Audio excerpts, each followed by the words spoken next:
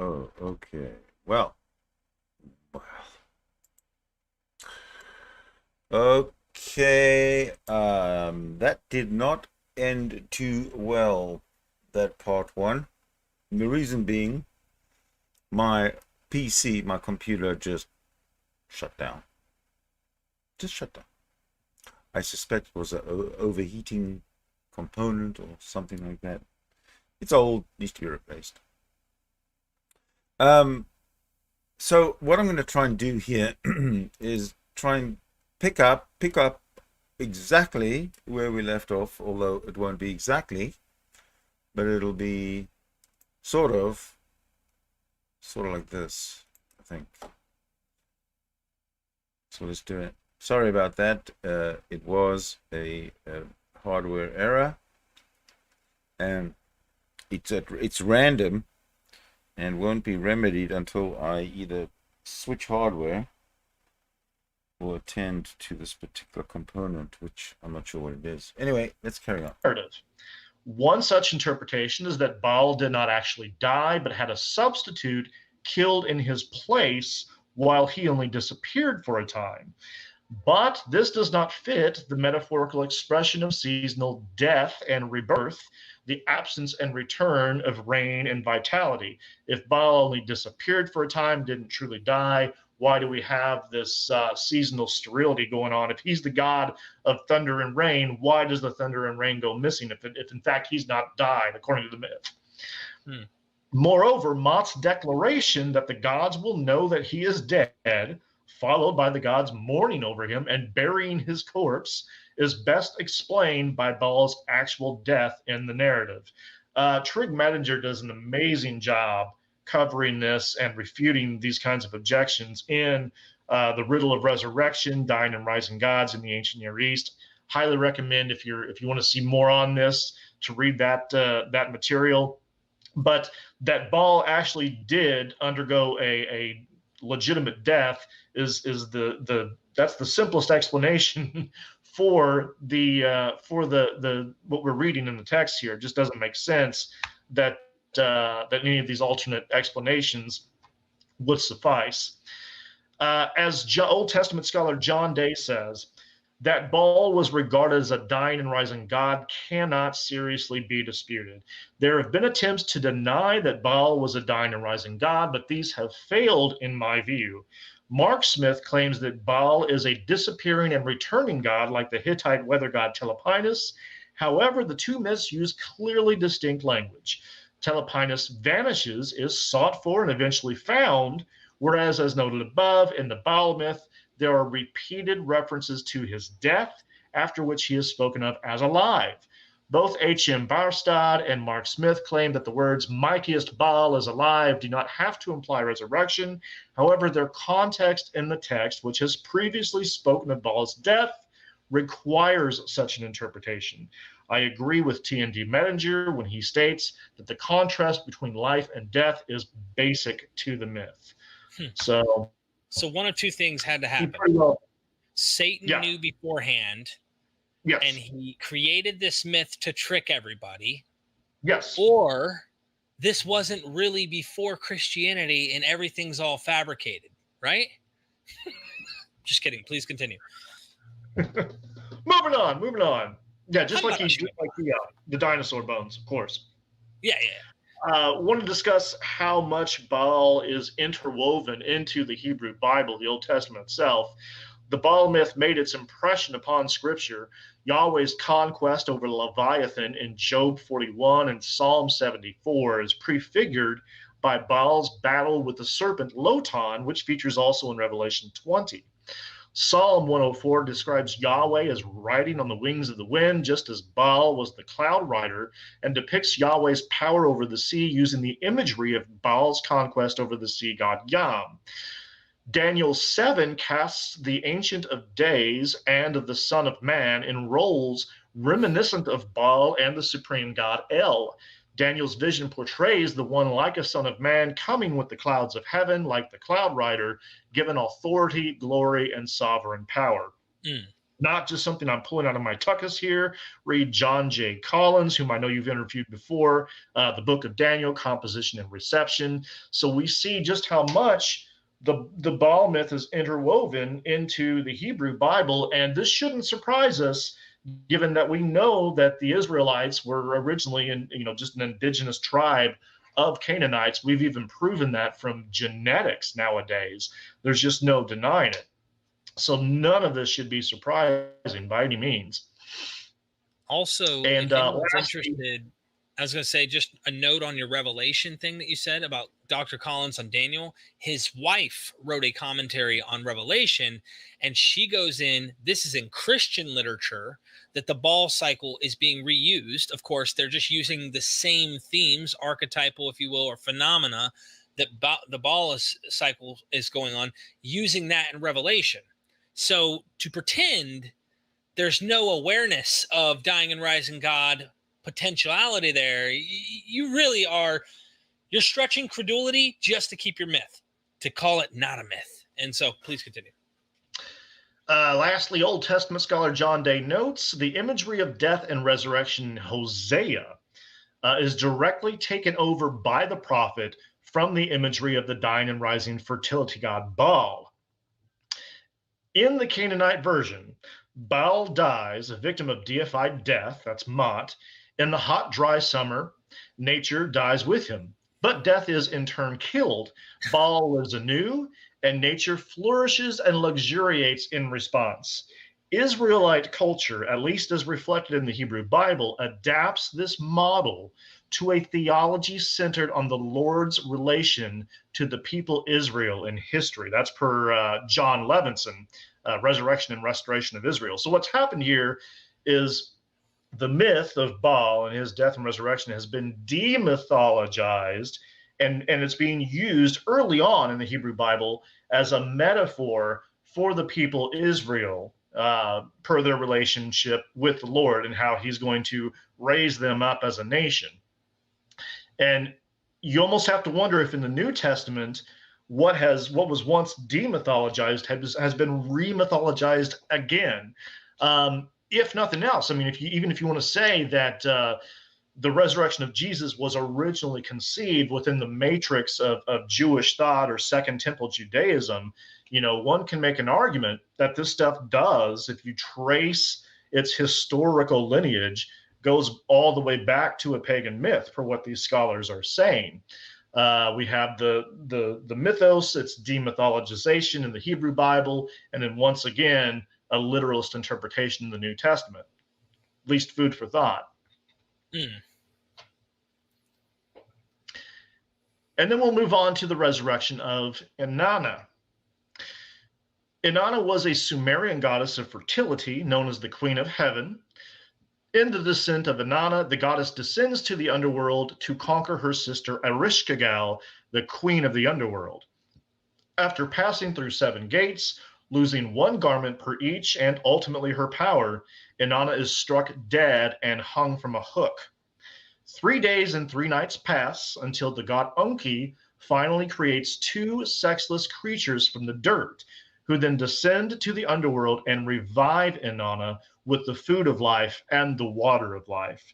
Now, just in case any apologists jump in here, it's not saying that there were approximately 3 days between Inanna's death and her resurrection, but that there still is, there's this motif of a 3-day period regarding the ritual in between that process. So again, it's a distinction, but we still have a 3-day motif involved here. Well, not just 3 days, 3 days and nights. And like three, that three phrase. nights. Jonah was in the belly of the well. Right. I wonder where that comes from. Anyway. Now, Inanna will arise. These are actual quotes from the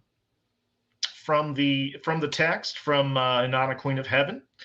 Ereshkigal fastened on Inanna the eye of death. She spoke against her the word of wrath. She uttered against her the cry of guilt. She struck her. Inanna was turned into a corpse, a piece of rotting meat, and was hung from a hook on the wall, definitely dead. Father Enki later commands, ask Ereshkigal for the corpse that hangs from the hook on the wall. One of you will sprinkle the food of life on it. The other will sprinkle the water of life. INANNA will arise. The corpse was given to them, that is, to these sexless creatures created by Enki. The Krigara sprinkled the food of life on the corpse. The Galater sprinkled the water of life on the corpse. INANNA rose. So explicitly a resurrection following death.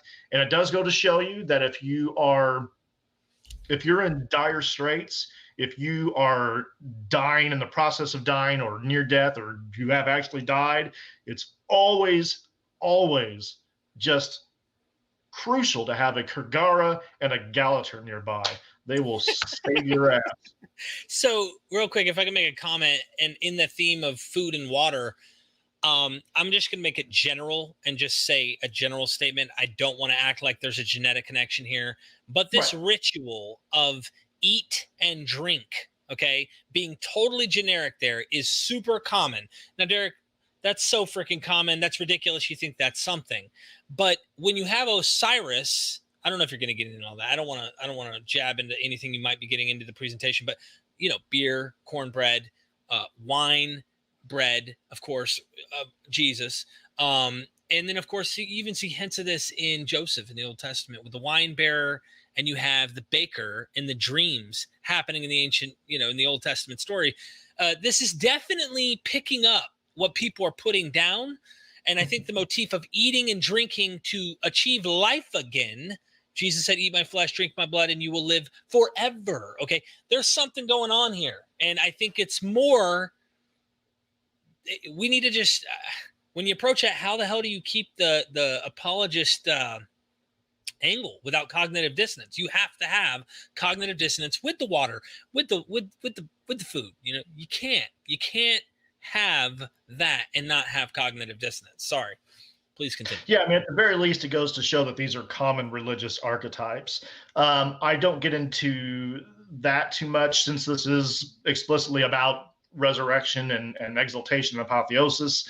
But at some point, I think this calls for a presentation on the mystery religions as well, and how that relates to all of this. But moving on here with the relationship between Ishtar and Tammuz, Inanna thereafter ascended to the land of the living, where she found her husband Dumuzi dressed lavishly upon her throne, entertained by slave girls. For this, Inanna decreed that Dumuzi should take her place in the underworld. According to the Sumerian poem, The Return of Dumuzi, she later relented and allowed Dumuzi to return every 6 months, probably at springtime, when life and fertility to the land. Hebrews were familiar with Dumuzi, as reflected in the Song of Songs and in Ezekiel 8:14, in which women at the gates of the Jerusalem temple bewailed the death of Tammuz, the Babylonian counterpart of Dumuzi. To this day, the name Tammuz graces one whole month of the Jewish calendar. So again, we see something where the mythos is already kind of interlaced or interwoven into the Hebrew Bible and some of the stories we find there. And then moving on to the risen Adonis. Among the Greeks, this ancient story was reflected in the myth of Aphrodite and Adonis, whose celebrated reunion took place when Adonis returned biannually from the underworld. According to Lucian in the 2nd century, Adonis was mauled to death by a boar and ritually mourned. As he says, and when the breast beating and weeping is at end, first they make offerings to Adonis as if to a dead person, and then on the next day they proclaim that he is alive and fetch him forth into the air, from Lucian on the Syrian goddess. The Church Father Origen wrote in the 3rd century CE of those who mourned the death of Adonis and rejoiced at his having risen from the dead, his words. Origen directly associated Adonis with Tammuz, whom we talked about previously. We see the same thing about 100 years later in Jerome as well. Now, countering that? Go right ahead, yeah. Yeah, I love what you said there. And if you look at the little footnotes, he's commenting on Ezekiel. He's going like, he's already looking way back. This is not, apologists will try to say this came after Christ. No, this stuff is before. So go ahead and swallow the pill, start practicing. I'm sure there's tutorial videos on YouTube on how to swallow very big pills. You just got to start figuring it out. Thank you. Yeah, that's exactly right. I mean, granted, Lucian is writing in the 2nd century, so that's later than the New Testament, and of course the Church Fathers. We see that this has a much older pedigree. That's the point in its relation with Tammuz and Dumuzi. So I think it's, as classicist Robin L. Fox said, Lucian was not innovating when he said that Adonis rose. And we'll go into some more countering objections here. Jonathan Z. Smith, he wrote Drudgery Divine. This is toward the late 80s, early 90s. He did try to do away with the whole dying and rising God mytheme. Scholarship since has squarely confronted him on this point. A lot of apologists don't seem to realize this. But Jonathan Z. Smith infers from the fetching forth into the air of Adonis that a statue or replica of the god was in use. Thus, proclamations of being alive are not indicative of resurrection, but are the common presupposition of any cultic activity in the Mediterranean world that uses images.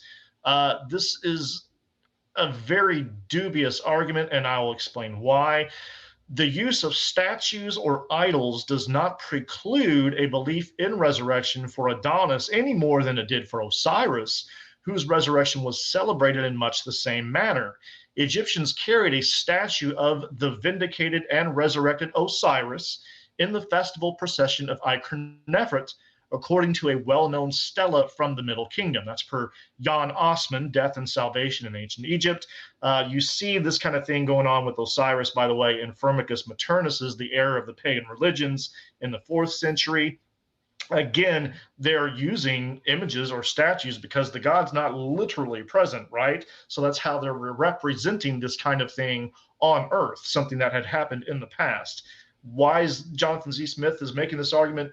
Who knows? As with Baal, there is a contrast between life, or between death and new life. Lucian speaks of the deed that was done to Adon by the boar, the solemn lamentations that followed, and the later proclamation that he is alive. Origen, of course, confirms also that this is resurrection, as does Jerome. So this is, again, a silly objection. I think it's pretty clear from just a basic reading, straightforward reading of the text, that this was a death and resurrection for Adonis. And then we'll move into Dionysus. I'm sorry, go ahead. Shout out, Harmonic Atheist. Subscribe to my friend, please. He's growing his channel. Wonderful deconversion stories and content over there. Not just deconversion, all sorts of stuff. Go show him some love. And he blessed us with the sacred number of $6.66. Does he watch Harmonic Atheist in the super chats now? Yes, it literally just popped up. And any questions, by the way, I want to say up front now, as we're going through this, if you have a question, a comment, whatever, I'm going to screenshot your super chats, save them for the end for Q&A, because we're going to go into Q&A. And so thank you so much. Appreciate it. Hello, Tim Mills, Harmonic Atheist. I heart you, buddy. Thanks for being here. Thanks for the support. Absolutely. Moving into Dionysus, restoring Dionysus. Dionysus was the god of theater, fertility, and wine, as you saw I was dressed, and was believed to be the son of Zeus and a mortal woman, Semele. The infant Dionysus was torn apart by the evil Titans, but restored to life variously by Rhea or Demeter. The 1st century BC Epicurean Philodemus records that after his dismemberment by the Titans, Rhea gathered together his limbs and he came to life again. That's from On Piety, again, 1st century BC. That's a pre-Christian text. Similarly, Diodorus of Sicily relates his members were brought together again by Demeter, and he experienced a new birth as if for the first time. So here it's more compared to a rebirthing process, but still something analogous to death and resurrection. He was at one point dead. Now he's been bodily restored to life. And then this kind of triad I go into, Osiris, Dionysus, Adonis. You can see the links between these figures now, and I'll go on to discuss that. Plutarch explicitly identifies Dionysus with Osiris, stating the tales regarding the Titans and the rites celebrated by night agree with the accounts of the dismemberment of Osiris and his revivification and regenesis. That's from on Isis and Osiris. Diodorus of Siculus says that more or less the same thing in Library of History. So we can see the obvious parallels here, where this is probably Egyptianization or Egyptianizing influence on the Dionysus myth from the Osiris myth, the whole idea of being dismembered but then brought back together and restored to life. And the Titans were the ones who ate or chewed Dionysus in the myth of Dionysus. So whereas one's cut into 14 pieces and scattered and the pieces being brought back, the Titans ripped the body of Dionysus apart. And of course, there's the reassembly. And of course, you could say there are differences between these myths, yes, but look at the obvious similarities. Same kind of thing. The revived Dionysus, who died and came back to life, was regarded as a divine role model for the Dionysiac initiates and their expectations of a happy afterlife, per classicist Albert Henriks in Tracing Orpheus. So we see the same kind of salvation scheme, the same kind of soteriology here with Dionysus as we had seen with Osiris, where the death and resurrection of the gods spells out salvation for the initiate as well. Scholars including B. Soyez and John Granger Cook suggest that the rites surrounding the resurrection of Biblian Adonis are due to influence from the Osiris cult in Byblos, which incidentally was just north of Palestine. See John Granger Cook's Resurrection Apotheosis, Empty Tomb Resurrection Apotheosis, and Soyez Byblos et la fête des Adonis. I don't speak. I did a little French in high school and college. It's a little rusty. But the point is that you can see the kind of syncretistic relationships between these various divinities, that there is an ideal type here. They are kind of interrelated. Resurrection and syncretism. More to the point here. This photo is from a rock tomb of Roman Alexandria, Egypt. The upper register depicts the resurrected Osiris of Egyptian myth. The lower register depicts the return of Persephone from the realm of the dead, per Greek myth. All of this suggests a high degree of syncretism between various divinities who were thought to have defeated death in some form. Despite apologetical objections to an ideal type, the ancients themselves, including several church fathers, freely made such associations. So there's no use when we talk about an ideal type. Again, that falls in line with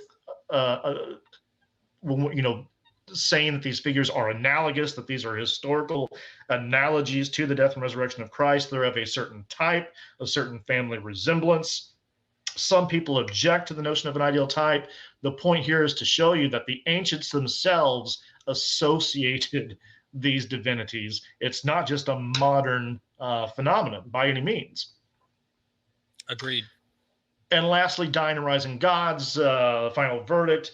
This is from, again, John Granger Cook, who wrote Empty Tomb Resurrection Apotheosis, 700+ page tome on this whole idea of resurrection and apotheosis in the ancient world from 2018, so pretty recent, just a few years ago he published this. John Granger Cook's comprehensive survey of the deities in question indicates fairly clearly that the category of dying and rising gods is still useful to describe the vicissitudes of a number of ancient divinities, and thus the thesis that the concept is dead cannot be sustained. Just as the Greek of the LXX and New Testament has its place in the matrix of classical Greek, so the resurrection of Christ can be placed in the matrix of the bodily resurrections of cult figures from the Mediterranean world. So again, this is recent scholarship. You cannot claim, as the apologists so often do, that this stuff just died off in the 19th or 20th century. I've heard it 1,000 times. That's just BS. I'm sorry, what was it you said? I've heard it 1,000 times. I'm sorry, I had to say it. Please, I interrupted you. Not by any means. One could argue that the consensus is still following Jonathan Z. Smith's lead from way back when. But as more and more scholars who actually investigate the topic in depth, such as John Granger Cook has, they are really reviving this kind of thing. You find this in Cook's book. You find this, of course, in Trigg Mettinger's work, Dying and Rising Gods in the Ancient Near East. And again, if you just look at the primary source texts and the scholarship, you can see very clearly that the facts are not in support of what the apologists are saying. As we have clearly shown, yes, there were absolutely divinities who died and were bodily restored to life. Those are just the facts, regardless of what any consensus says. But the main point here is that no, this is not a topic that is just dead and gone within the realm of academia. It just isn't. Great. Well put. Well put. So yeah, we will move on into the topic of apotheosis in pre-Christian antiquity. The definition again: deification and exaltation to a heavenly sphere, the process of a mortal becoming immortalized, becoming an actual god. Such figures are immortalized either after death, near death, or at a dramatic event toward the end of their mortal lives. Typically, their bodies vanish without a trace, signifying that they have been taken up to heaven to live among the gods. Appearances to witnesses following their death or exaltation are a common theme. Often their exaltation is accompanied with miraculous signs and portents. So we'll see obviously many similarities, many parallels with the way that the resurrection and exaltation of Christ is depicted in the New Testament. Beginning with Romulus of Rome. Romulus, first king of Rome, was taking stock of his army when a violent thunderstorm suddenly arose and enveloped him in a cloud, after which he was no longer seen on earth. The prevailing belief was that he had been snatched away to heaven, and he was thereafter hailed the son of a god, kind of the same thing you see with the exaltation theology in Romans 1:4, Christ being appointed the Son of God by power, in power by his resurrection. It was rumored by some that the senators had torn him limb from limb. The grief caused by Romulus's disappearance was lifted by a report from a most trusted witness, Proculus Julius. So we've got a witness here. At break of dawn today, the father of the city suddenly descended from heaven and appeared to me. Whilst thrilled with awe, I stood rapt before him in deepest reverence, praying that I might be pardoned for gazing upon him. Go, he said, tell the Romans that it is the will of heaven that my Rome should be the head of all the world. You know what's amazing about this? Not only did you point out this is an eyewitness, which you can't deny, ladies and gentlemen, this is evidence that that's the true Messiah. And here's the interesting thing. His words actually rang true historically. Why aren't we recognizing Romulus as deity? I don't know why it makes very little sense, because seems to me that prophecy became true, and therefore we must all bow down. Anyway. And when we see the multiple similarities here, the disappearance in a cloud or behind a cloud, such as Jesus in the book of Acts, as being hailed the son of a god at his apotheosis, the disappearance of the body, a most trusted witness, and of course a great commission, such as in Matthew, go tell the Romans that it is the will of heaven that my Rome should be again, there's this send-off prior to being elevated back into the heavens. Multiple lines of similarity here. Much the same story is relayed by Ovid. Again, these are pre-Christian texts. I'm going to bust through this portion real quickly. The sun vanished and rising clouds obscured the sky, and a heavy shower of torrential rain fell. Then it thundered. Then the sky was split by lightning. All fled, and the king rose to the stars behind his father's horses. There was mourning. Senators were falsely charged with murder, and perhaps that belief might have stuck in people's minds. But Julius Proculus was traveling from Alba Longa with the moon shining and having no need of a torch, when suddenly the hedge to his left moved and shook, so that he drew back a step, his hair bristling. It seemed to him that Romulus, handsome, more than human, and finely dressed, stood there in the center of the road, saying, "Prevent the Romans from mourning me and profaning my divinity by their tears. Let the pious crowds bring incense and propitiate the new god Quirinus and cultivate their father's art of war." So he commanded and vanished into the upper world from before Julius's eyes. So again, we've got darkness in the skies. We've got the celestial signs and portents. This witness, Julius Proculus, swears to have seen this. All these kinds of similarities are there. And then, of course, moving on to Heracles on the pier. Not even the mighty Heracles escaped death, Homer tells us in the Iliad, though Hesiod informs us that after he died and went to Hades, he became a god upon Mount Olympus, immortal and ageless. According to Diodorus of Sicily, Heracles was dying from poison when he mounted a funeral pyre which was set ablaze, as he says, and immediately lightning fell from the heavens and the pyre was wholly consumed. After this, when the companions of Aeolus came to gather up the bones of Heracles and found not a single bone anywhere, they assumed that in accordance with the words of the oracle, he had passed from among men into the company of the gods. So again, we have this lofty exaltation. The missing body motif is here, just as in the empty tomb in Mark's gospel. This is happening in accordance with the prophecy or the oracle, multiple similarities. And then Hercules OETAEUS, even more striking is the portrayal of Hercules' death and apotheosis in the first century play Hercules OETAEUS. There he appears to his grieving mother Alcmene and implores her to refrain from mourning, that he has been granted his place in heaven among the gods. Afterwards, he vanishes into the realm above. One is reminded of Jesus' appearance to Mary Magdalene in the Gospel of John, where he is in the process of ascending to the Father. Are there differences between the stories? Yes. Are there clear similarities? Obviously. You've just got to be sticking your head in the historical hands not to see it.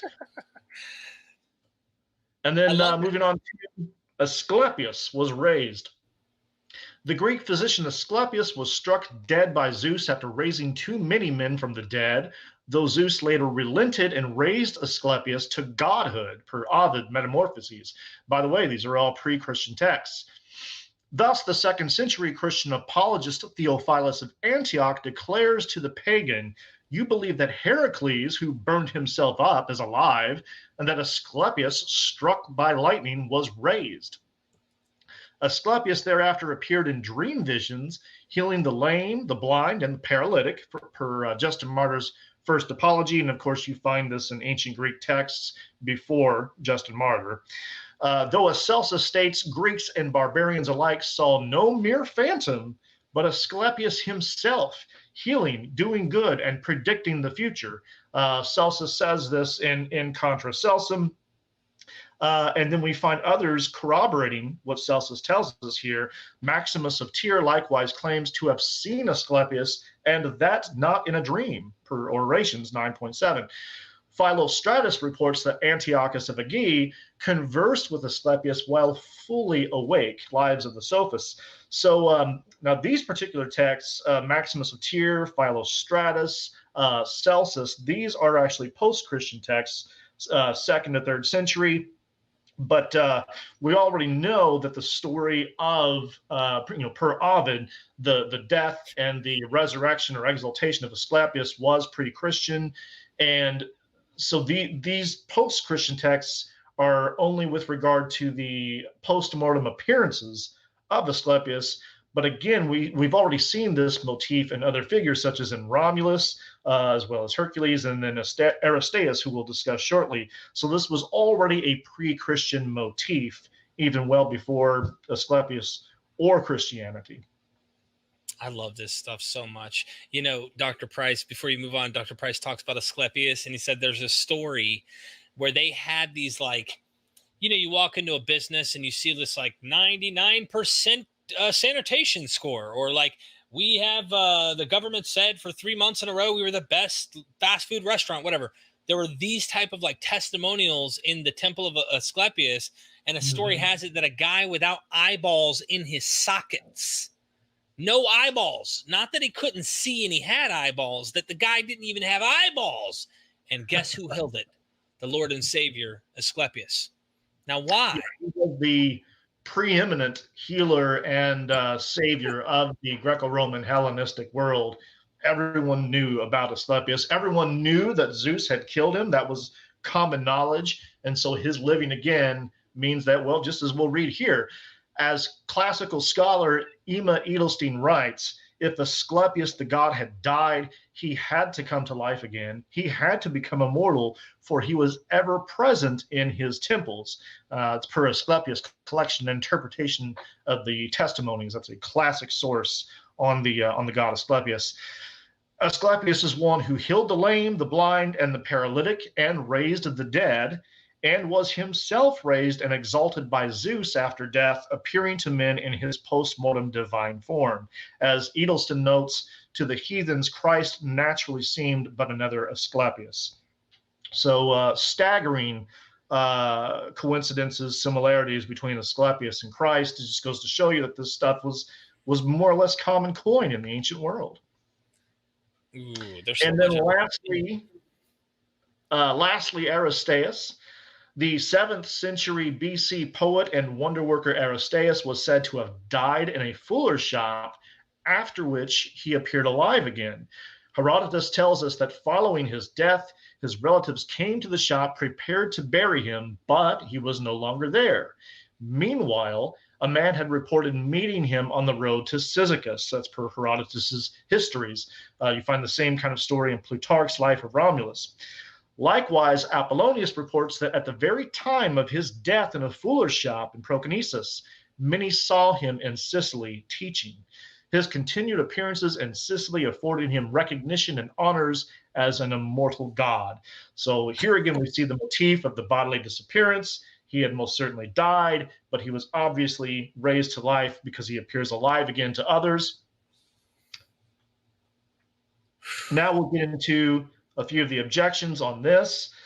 Contra many apologists, these figures underwent divine re-embodiment, not the separation of the soul from the body, as in Plato. This is very comparable to what we find in with regard to the resurrection body in 1 Corinthians 15. It's a divine body, not a body of flesh and blood. The mortal, carnal, corporeal flesh and blood body, as we know, it's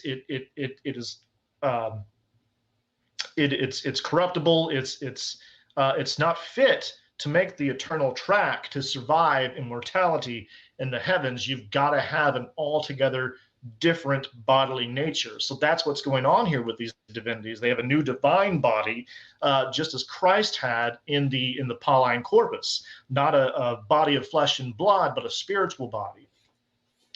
The bodies of Heracles, Romulus, and Aristeas go missing precisely because they have been taken up and transformed for immortal life. And just to give a few examples, the gravitas, the weight of Heracles, is felt when he arrives upon Mount Olympus, where he also procreates. You've got to have some kind of body to do that.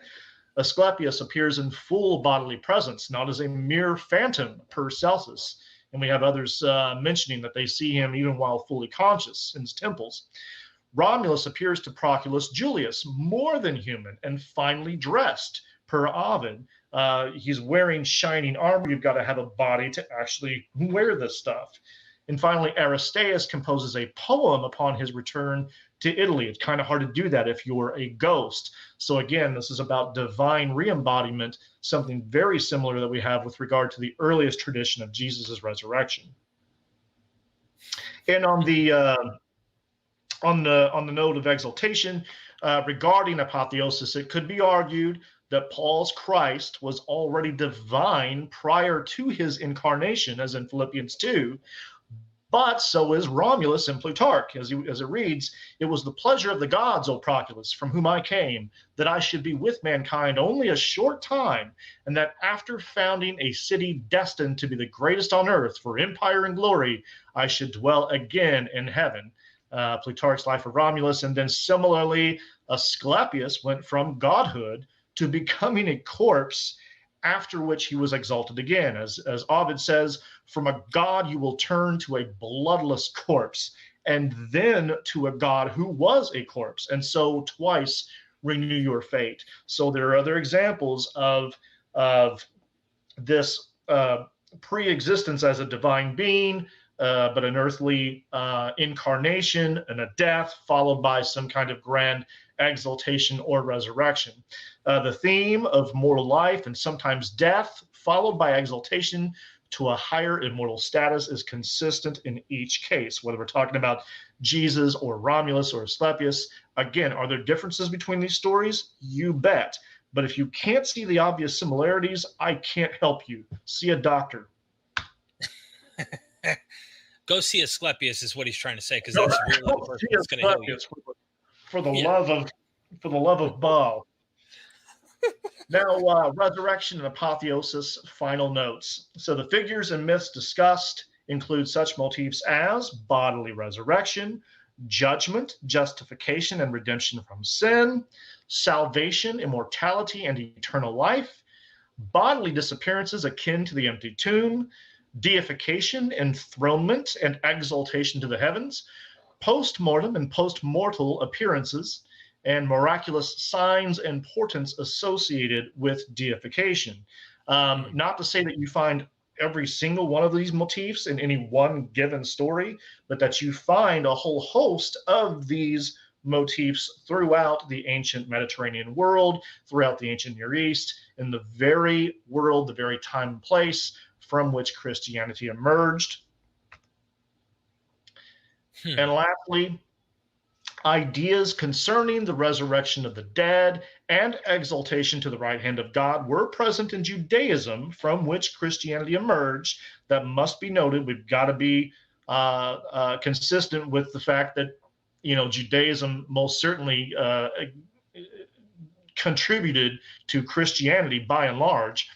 But Judaism itself developed within the wider historical and cultural context of ancient Near Eastern and Mediterranean religion. As M. David Litwis says, ancient Judaism was a living Mediterranean religion, an active negotiation and participation with wider religious currents of its time.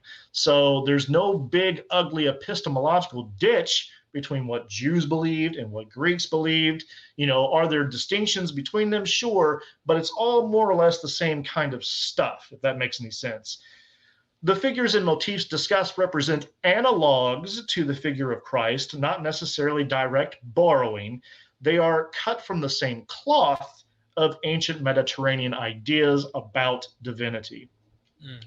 This is sufficient to demonstrate that such ideas as resurrection, missing bodies, miraculous signs and wonders, exaltation to the heavens, and post-mortem appearances belong to the category of ancient myth and legend. It is special pleading to say that in the one case, this kind of stuff is true, and in all the others, it's myth.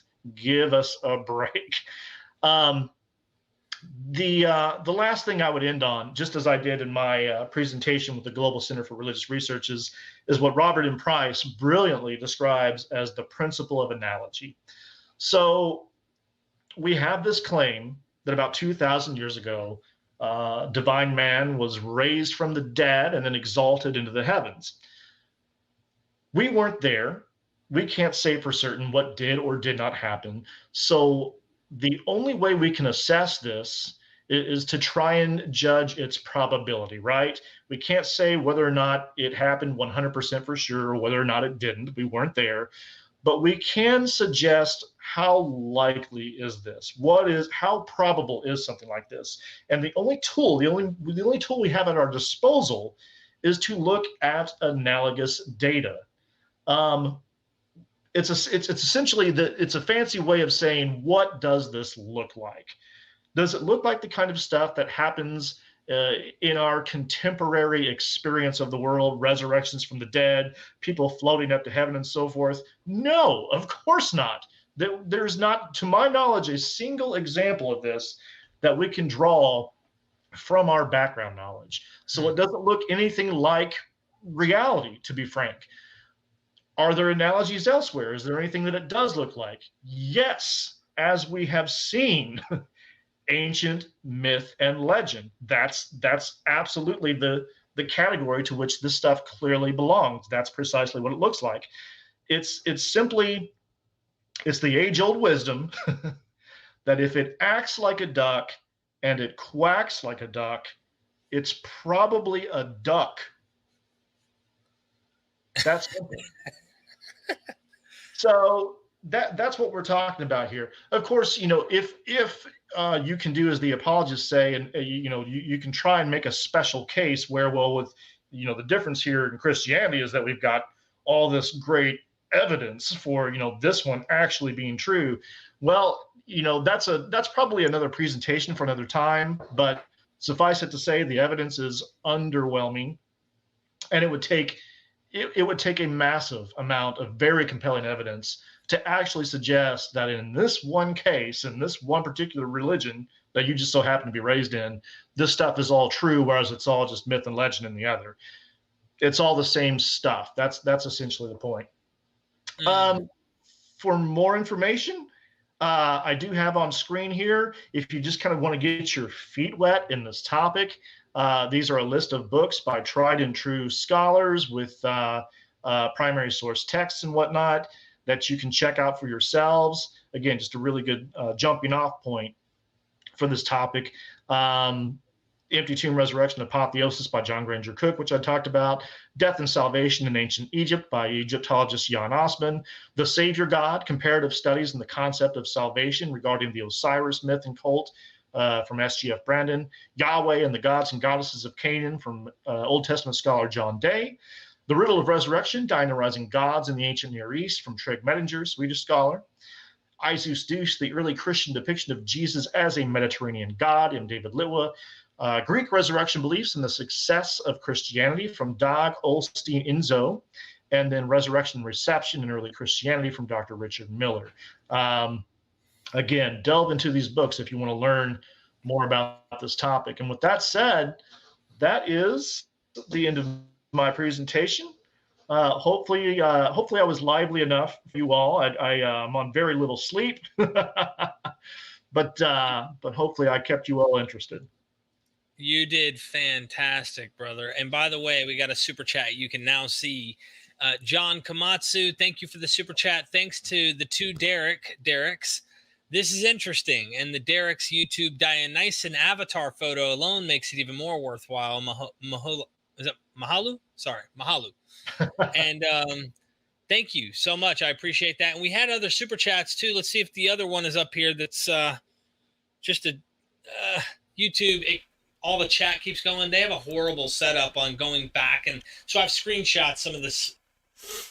Well, from what I've seen so far, the resurrection of Jesus Christ is a myth, as are all the other resurrection stories. It would seem to me that Christianity, ideologically, believably, is on its last legs. I can't think of any other Christian tenet more fundamental to Christianity than the story of the resurrection. The belief in the resurrection story is essential, central to being a Christian.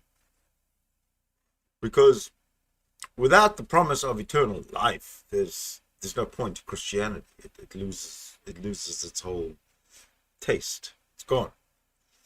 And the resurrection is the only tool that Christianity has to hold on to its believers. This promise of eternal life.